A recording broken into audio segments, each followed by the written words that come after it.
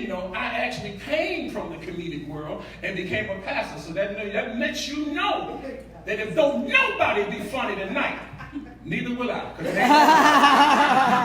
not on me. It is up to them to do what they are supposed to do. I heard that there was some traffic, so I'm going to be up here just a little time to give people to come. And another thing about coming to the church, the reason why you want to come on time is because we don't have no way for you to come in the back way. You got to come through the shame. You got to walk. You got to let people see that you're late. You knew what time to be here when you left.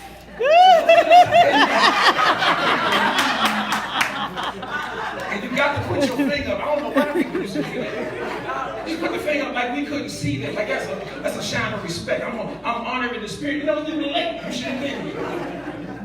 But this is a special night, not only because it's our first comedy show here and it's our anniversary weekend, is that we have some very special guests that are going to be amongst us tonight, and I'm going to introduce them to you. I want you to sit back. I want you to relax. I don't want you to feel or think about anything of pressure. Come on, the people who come late got to give $50. Everybody that's doing this. That's a $50 move.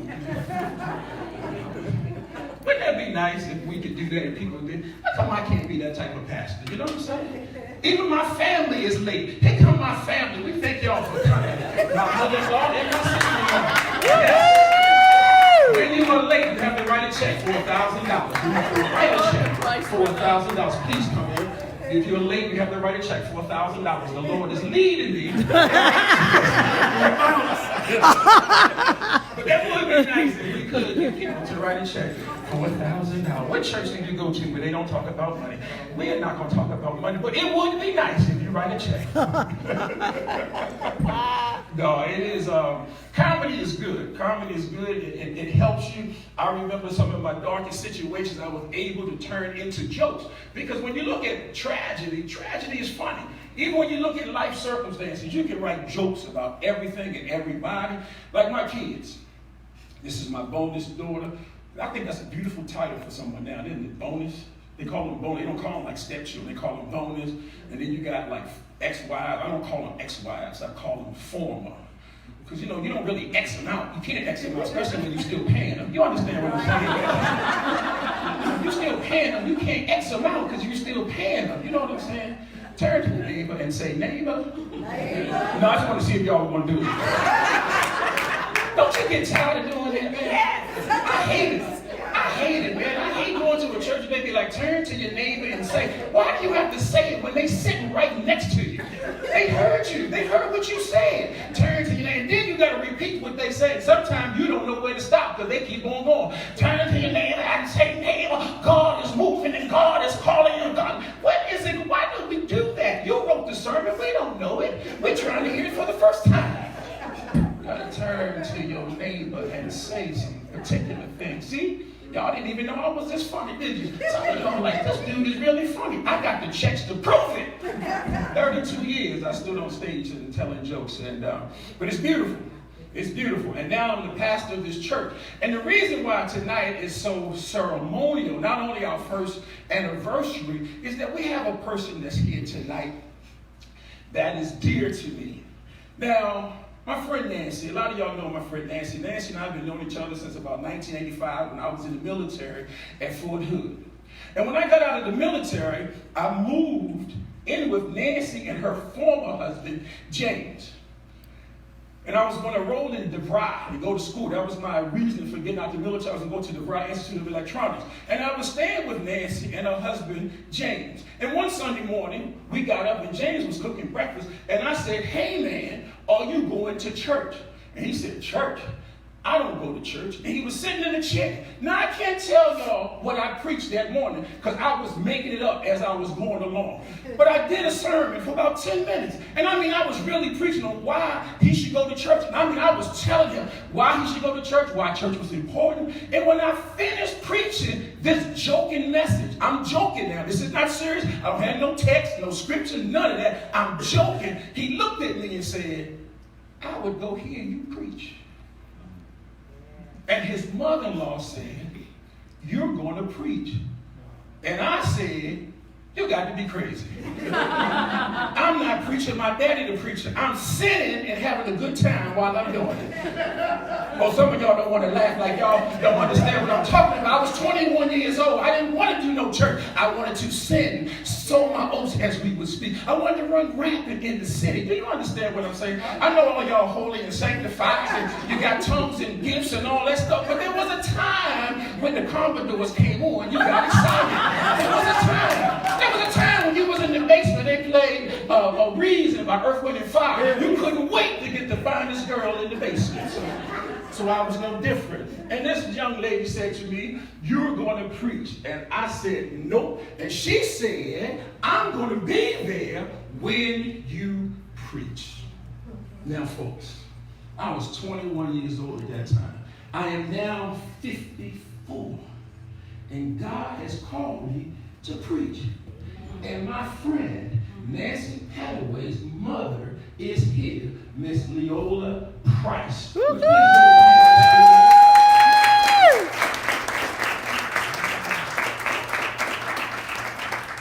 Miss Leola said that.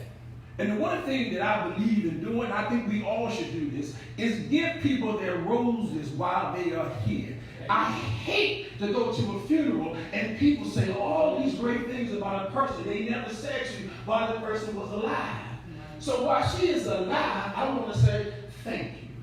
Thank you for what you saw, 30-something years ago that I didn't see, nor did I even believe was possible. Because leading people was not on my agenda. Because you know how y'all are. Come on now, don't act like I'm the only one. You know how you are. So therefore, leading people, I was thinking like, leading, I can't even lead the 3 people in my house. But the Lord saw fit that I should plant this church in Villa Rica. And one of the things I believe in is the supporting of the community. I believe in serving. I believe in giving, thus the name. ASAW Community Church, where serving and giving begins. And the one thing we have behind this wall is our food pantry. And what we do is we like to make sure that people are able to eat. And we are trying our best to make sure that children or adults are able to eat. So behind this wall, we have what we call our food pantry, where we take donations that come into our church and we tie back to our church for our pantry. Meaning, when you give to us, we make sure every week, whatever comes in, we give back to the community. Yes. We invest in. Glory, yeah. So we buy food and we stock our own pantry, and when people have a need, we make sure that we accommodate them. There's no strings attached, there's no forms to fill out, there's no red tape, because we believe hunger is right now and no time for red tape and paperwork. Just give some people some food, because you never know when you may need the same. Okay, there you go. Yep. So with that being said and done, we wanted to give our pantry a name. And we wanted to give it a name that has some kind of, what's the word I'm looking for? You know, I'm a public school graduate. Synonymous. Now I can't spell it, but I know I use it in the right vernacular.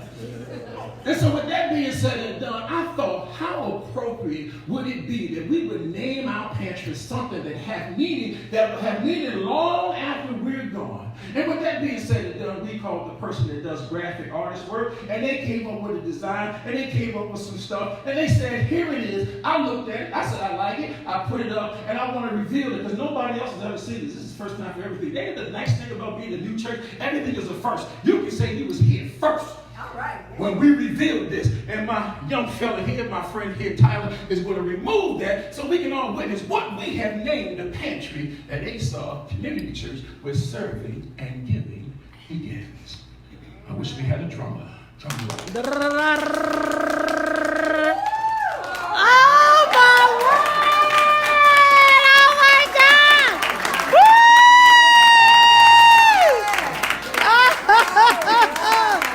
Oh my word! I thought that would be nice. I know. Oh my word! Oh my word! God bless you, Sister Leola Price.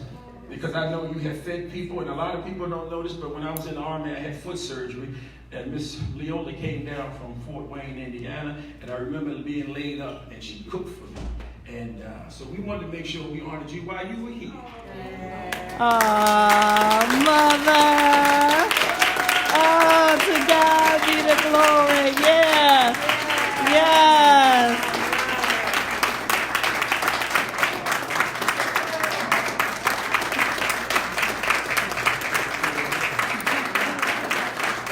Would you like to say something?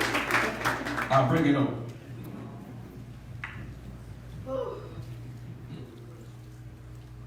It's been a long time coming.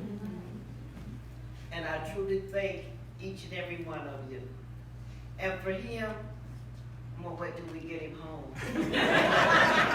But it's a blessing to know. You know, a lot of people say, you prophesy this, you prophesy that. Well, at the time, I wasn't prophesying. I was prophesying and not knowing. And the first sermon he said and spoke and preached to me, he had me crying. And that's when I told him, I said, you're going to be a preacher. And he kept, every time he preached, every time he said a joke, he always denied it. But I thank God that I can live to see it and to know that you're really a true preacher. God bless you. All right. Thank you, my dear. Yeah. All right, now back to our regularly scheduled program. We've had a tear break. Oh, this is my mother-in-law. This is my current mother-in-law. This is my mother. She loves me so much. Don't you? She likes to come stay with me. We're going to move in with her. My mother-in-law is a hard-working woman, but she will go out. She got to put you 75 now? 75? 75, she go out all day in the backyard, man, with an axe, cut down trees, pull weeds, run off the snake, talk to the gerbils, man, and got to touch. You'll miss somebody that can touch plants and make them live. Okay, every plant in my house has died, okay? For 19 years, every plant has died. My wife will tell you, we got one plant that has survived. I don't even know how it is living in this house, because everything has died. We had one plant die, it was down to one leaf. One leaf, and we gave it to my mom. I'm not lying. I'm not, baby, am I telling the truth? We had one leaf, gave it to my mother-in-law. Man, the plant takes over the whole living room. I said, how you do that? She's a plant whisperer. I can't do nothing.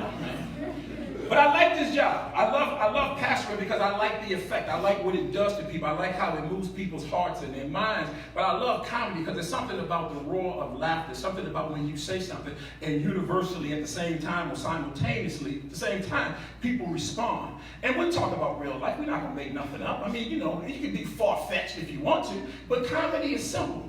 It's just like parents and children. Parents and children. What is the goal of the parent? Really, it is nothing more than to get the kids out your house. That is the role of the parent, to get your kids out of your house safely and before you can go to jail. You understand?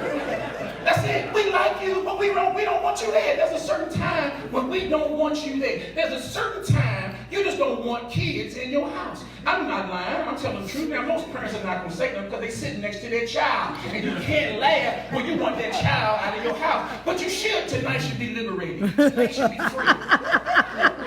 I have raised children. I have raised children that look like me. I have raised children that don't look like me. I don't care. If you are a child and you live under my roof, I will eventually put you out. Why? Because the Bible says so. It's in the Bible. It's in the Bible that you can put your kids out. If you don't believe me, we can just look at the Bible. I know you don't have them, but if you have the Bible, you can turn to Genesis, right? Genesis, there was God. He had two children. One name was Adam, one name was Eve. Where did they live? They lived with God. Where did God live? He lived in the place that he created. He had two children. That's it. Two. Adam, Eve. One day he said, hey, you can do whatever you want to do around here. You can play, you can skip, you can hop. Just don't fool with this tree right here. That's it. Don't fool with this tree. Everything else you can have. Enjoy life. What did they do? Fool with the tree. What did he do? Put him out. Not the second time, not the third time, but the first time. He put him out. Frank, he put him out the first time. Then he said something I ain't never told my kids. You gonna die. That's what he told the children. He said, now you're going to die. You're going to have to get up out of here. You're going to Adam, you're going to have to work. And then he told Eve, what did he tell Eve? But then women, what did he tell Eve? I know y'all know because y'all hate the word. What did he tell her? That's what I'm talking about. She read her Bible. I didn't even do none of that. I didn't put my kids out until the 900th time. And I didn't really put them out. They put themselves out. I just enforced it. That's the truth. I didn't put them out. They put themselves out. I just enforced it. I had 2 sons, right? They would tell me what they're going to do when they graduate. That's what they do. How do you want to tell me something you haven't even experienced? You understand what I'm saying? I know what's out there on the other side of that door, but you're going to tell me what you're going to do in my house. You can't tell me what you're going to do if you ain't paying none of these bills. You pay half of these bills. You can tell me what you want to do. I'm going to listen if you paying half. If you ain't paying nothing, I definitely ain't going to listen to you. Listen, you don't even have a vote in my house if you ain't got no money. So I got these 2 boys, right? I got 2 boys. I got 2 sons. So I tell them at 18 they go to the military or they go to college. My oldest son tells me, I'm not going to no white man's military and I ain't going to no white man's college. I said, son, you better either go to the white man's military or the white man's college, but you're getting out the black man's house. That's the show. That's right. Tell me what he ain't going to do. I put that joke out. I never get it, man. I had to put my oldest son out. I had to put him out. I said, you got to go. He going to tell me, my mama said, I ain't got to go nowhere. I said, look, boy, your mama can go with you. I said that to myself. Those words never came into the atmosphere. But in my mind, I was talking trash in my mind.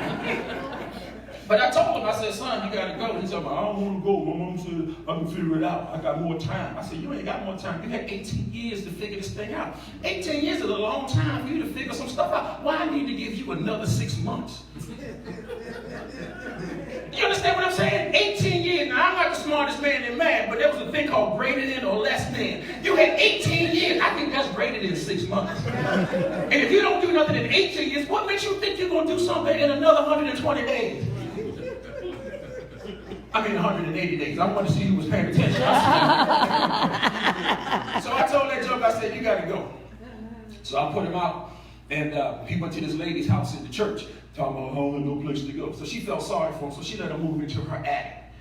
You know, so I didn't see my son for like 2-3 months, and I said to my former wife, I said, how come he don't come around? She said, because every time he come around, you embarrass him. I said, what you mean I embarrass him? Because you always tell people how he living. I said, that's not embarrassing, I'm just telling the truth. I would see my son somewhere, and I would see a friend like OZ. I said, OZ, this is my oldest son, Travis. He lives in the attic. Is that embarrassing? No, it's not embarrassing. It's the truth. He was living in the attic. Why should I allow my son, who I raised decently, to live in the attic and be proud about it? Absolutely not. I want to disturb his tranquility. So I did. I said, he lived in the attic. So then finally the lady put him out the attic. You know how sorry you got to be to get kicked out of the attic? Come on, man. The attic is the least used room in the house. He gets kicked out of the attic. Then all of a sudden he living in the car. So his mother tells me, she said, can you believe your son is living in the car? I said, what? My son? What street is he on? Because I need to go down there and take that boy a blanket. She said, don't make no sense he living in the car. I'm going to go down there and stay with him until you change your mind. Fellas, I am telling you right now, don't ever give in. Stay strong. She said, I'm going to go down there and stay in the car with him. I wasn't scared. You know why? Because every woman in the world gets cold. Did you hear what I said, young man? Every woman gets cold. She was coming back home. There's going to be some women in hell talking about, it is cold down here. Can I be a blanket or something? It's cold down here. So he went to school. He finally got himself together, went to school. Got his little degree and everything, got a little job, you know, then his mother called me, she all happy. Oh, he doing so well, you know, she all on the phone, he doing all well, he got his school, and she just, and I'm thinking about all the stuff I had to go through to push him to that level. Did nobody mention my name at one time? Now one time did she say thank you to the Father who pushed him, who never bent, never strayed away, stayed the course, kept the foot on the pressure on the throat. Nobody ever said nothing to me, but she all on the phone, and he just bought a house, and he got a car, and he he took me to Atlantic City for vacation. Oh, he's such a great young man. Nothing. So he was doing really well. Then around 26 years old, he started having some issues with some things. So he calls me. And parents, I want you to pay attention to this. I'm about to give you some revelation right now. He called me and said, Dad, I was wondering if I could move back home until I can figure some things out. That's the setup.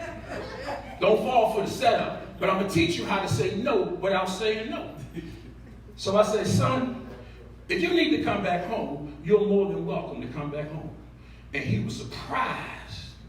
Because I had already told him, when you leave, it's going to take an act of Congress for you to get back in. And he would call my daughter and say, can you believe Daddy said I can come back and I can get myself together? And my daughter, she knew. She said, I don't know, Travis. I think that's a setup. She said, no, he said, I heard him say it. So he called me and said, Dad, look, my apartment is going to be up in 2 months. I was wondering if I could bring some stuff to your house so that when it's time for me to move back, I don't have a lot of stuff. And I said, son, sure, you can bring some stuff to your daddy's house so that I can help you get yourself back together. And so one Saturday, he came, pulled up into the driveway, had his car, and had a U-Haul on the back of his car. And I was like, oh my God, he was serious. And he got some stuff, but I can't break his spirit. I gotta figure out a way to tell this joker no without telling him no. So when he pulled up, I said, son, it's good to see you. Don't take your stuff out of the U-Haul. Come on in and let's get something to eat.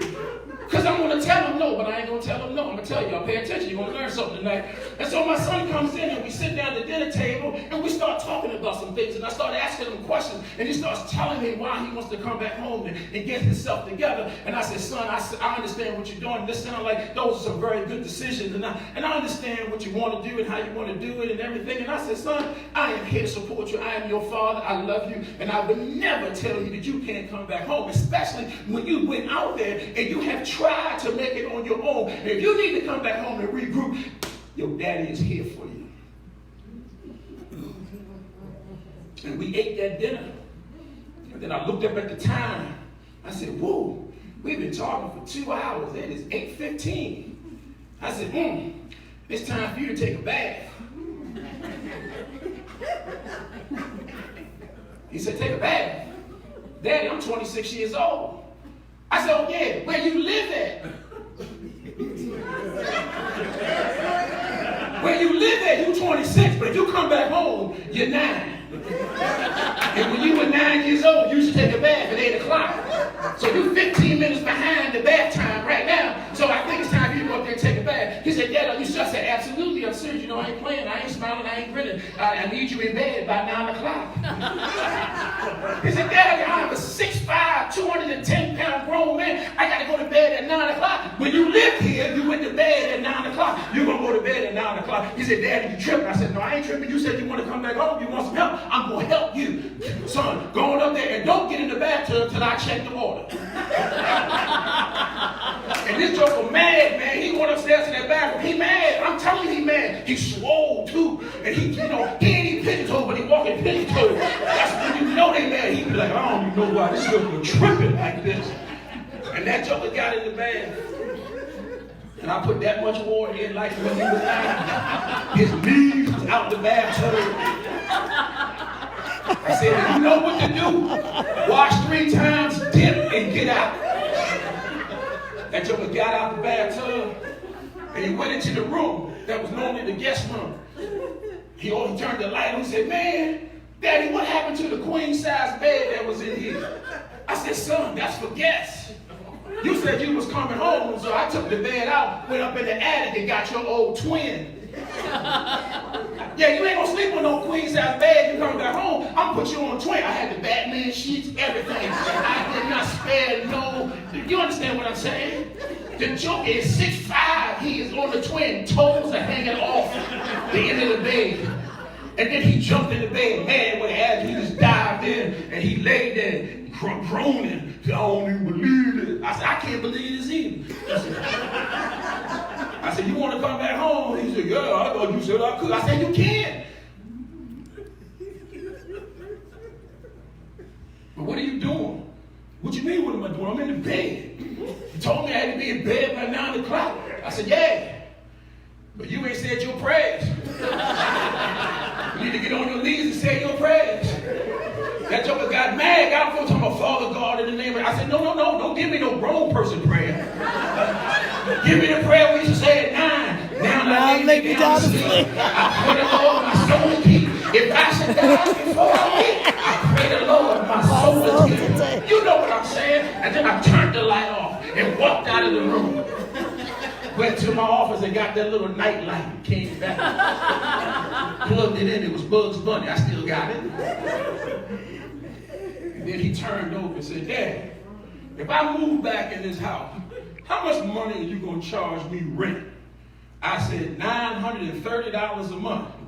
He said, well, Dad, if you charge me $930 a month, I might as well stay where I'm at. Some of y'all will get that on your way home. Right? If you raise the price, they will move out. If you stop buying food, they will move out. If you turn off the cable and the internet, they will kill you. That's all. So it's been 32 years that I've been doing comedy, and I've had a good time. I've traveled all over the world. I've worked with some of the most talented people. But the one thing I remember was my first time getting on stage. And the first time I got on stage, I'm not going to lie, my mouth was dry. I had to go to the bathroom 17 times. I was that nervous. I was so nervous. I didn't know what to do. I was petrified. I was looking at people looking at me, and I was scared, and I don't know what happened, but I started talking. And the people started laughing, and the first time they laughed, I was hooked. I said, oh my goodness, this is good. I mean, it was brilliant just to hear people laughing at something that you had written. Well, this is a young man who's a member of our church, and he's been talking about doing comedy since I met him. He said, hey, I want to do it. And I said, all right, brother, if you want to do it, we're going to give you an opportunity. And one thing about doing things for the first time, you know, I don't know what the reaction will be. You don't know what the reaction will be, but what you want to be is supportive. Why? Because you don't know if this guy 32 years from now will not only be a comedian professionally, but he may be planting his church, and we don't want to discourage him. We want to, and I feel like preaching right now. We don't want to discourage him. We want to encourage. I don't even preach like that on Sundays, but I can do it if I have to. We don't want that encouragement. We want to encourage and strengthen him. Please welcome to the stage my friend, Mr. Corey. We call him Crazy Corey. Y'all give him a nice round of applause.